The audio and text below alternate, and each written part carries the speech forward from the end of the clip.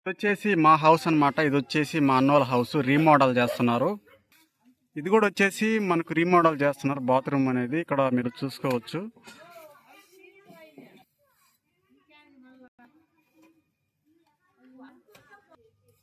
ఇక్కడ మనం లోపల చూసుకున్నట్లయితే ఎలా ఉంటుందో ఒకసారి చూడండి.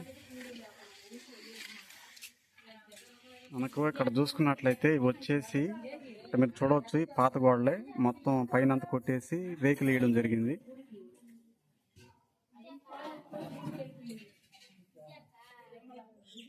లోపల చూసుకున్నట్లయితే మనకు ఇది వచ్చేసి కిచెన్ రూమ్ వస్తుంది అనమాట.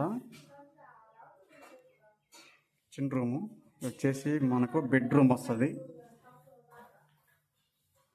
కిందంతా కూడా పాత గోడలు రావడం జరిగింది.